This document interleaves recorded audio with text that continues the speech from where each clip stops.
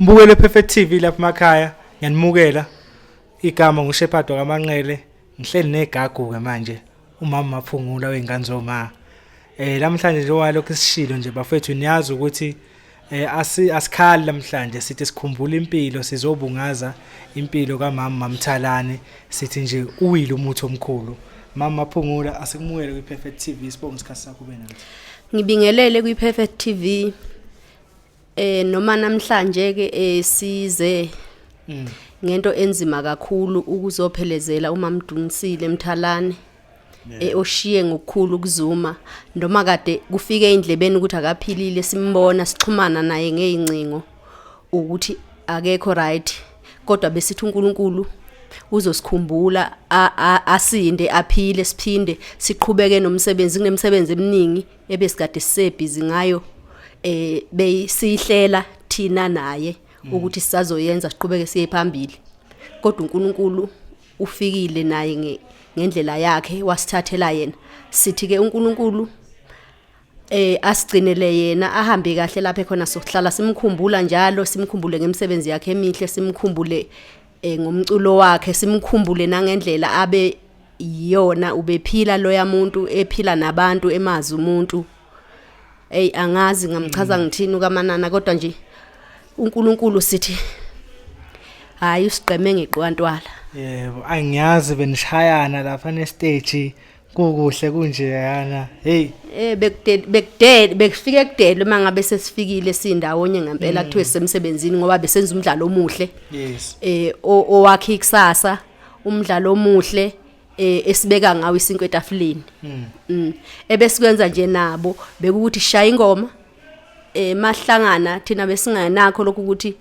sesixabene lokwa ngempela into athi sixabanisa ingoma uma sehlangene sixoxa okwengoma kuseceleni okwethu thina futhi sesingabazali ngapha bekuseceleni.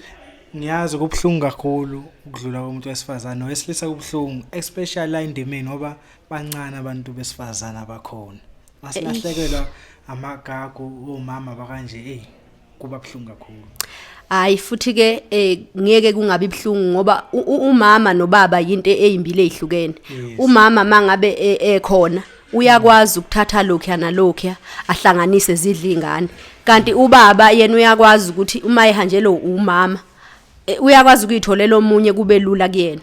Makhambe umuntu omama kusoye kubhlungu kakhulu kodwa sithi ke einganeni kaMthalane sizohlezi sinazo sizohlezi sibonisana nazo la ifuna khona umbono wethu nokuyikhulisa ukuyaphambili masisekhona siyazi nathi sisendleleni sikulayini kodwa ukuthi simama kuphi kumanje asazi. Ngithi nje legend qhawela amaqhawela ethu ngithi nje nawe mama uphile nje sibonge nesikhathi ngasayophinda sibonane futhi nangelinye ilanga sixoxe nangomculo mhlawumbe isimo sivuma makuhle kunje.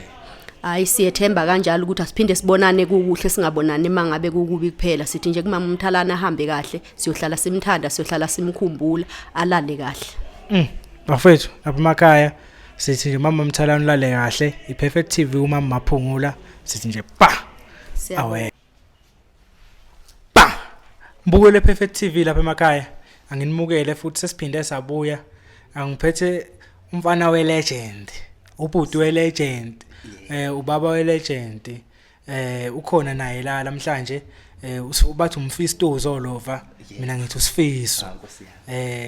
Bhuti omdala asekumukele kwi Perfect TV nawu 5 wakho ngibonga kakhulu ngizocela nje ukubingelela abalandeli nababukeli bePerfect TV Nkosi yami usifiso lo mfana ekhansela yebo mfowethu siyazi namhlanje sithi uwile umuthi omkhulu elinye lama legend kaMaskandi liwile kodwa namhlanje sithi asikhali sibungaza impilo yakhe.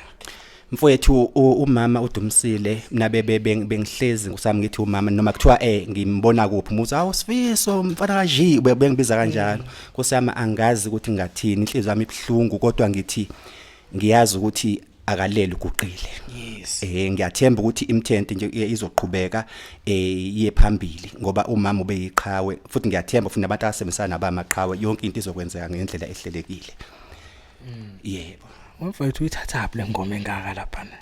Hayi ngoba sithula sikubone sakubona into enzayo. mina bhuti ngimncanyana ngeke ngithi mangizwa incomo ngimase ngehla kakhulu ngoba angazi ukuthi uNkulunkulu yini lento akafuna ukuyenza kumina ngoba lento engiyenzayo ngiyenza ngenhloso yokujabulisa abalandeli nangenhloso yokuthi ubaba ube yiqhawe angifuni abantu bethi wahamba ukhansela lasala lelivaka lelakhe shothi ubese livaka yabona lokho ngiyakulwela angifuni ngizama ngayo yonke indlela njoba njengamanje ngiyibhizi nje ngizokhipha iEP okumele iphume ngeviki elizayo iphuma ngevezi izophuma ngeviki elizayo hayi lapha kuyaliwa kuyafika usungasitshontshela ukuthi uphethe bani kuma feature mayikhona no okwamanje akekho kodwa khona esengikhulumile naye saqeda yonke into ukuthi kwelandela ngizomlanda siyatshela lelo boom noma sivale mfana hayi ngeke angene umuntu onemfihlo ngazalwe ekhaya elikhululekile uthwasa lekhansela thwasa lekhansela kunjalo impela uyena indoda ekule ngathi noma kule single ezoza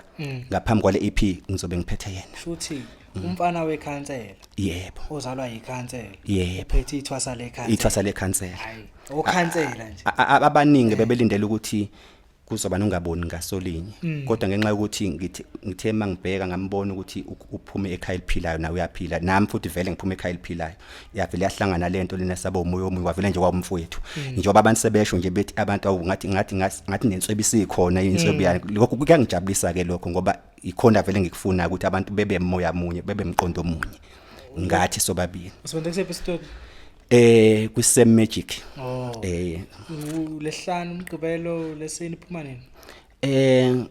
bengibeka i8 ngizobe zingaki 80 ngisazolo khona ya kodwa nje khona i8 ngathi lesini yebo hayi mfowami sithemba ukuthi umsebenzi uhamba ngezifiso zakho nasi Perfect TV uyosendela icover sikuphushise nathi cause inhloso ukuthi amacike khulonke nkosami ngibonga kakhulu bengihlezi ngiyibuka ke ngiyayilanda nokuyilandela ke ngosami Perfect TV nkosi yami ngisho hayi ngelinye ilanga ngiyazi ukuthi ubhoti ongibiza futhi ethi mfowethu sondela ngihlezi nginilandela ngiyabonga namhlanje besho abantu abadala bethi ubuda kuphangwa ungathi abantu mhlamba bakunakile kodwa yonke into inesikhathi sayo njengoba namhlanje uNkulunkulu esebenzile icebo ngibonga kakhulu bafowethu angithi uyabo ubithethe angazi ukuthi ukhona mhlawumbe angibungi music ngiyakutshela ukuthi khona ibhomu lengoma ezayo ngiyakulandela enkundleni kuzofiwa lapha nakune ebebekhalile abalandeli bomculo bathi mfana khansela ungalishiya ingoma yesonto ikhona ngifakile ithi sawubona moyo ongcwele kuzoba khona futhi enye eyihloko sakhona lapha na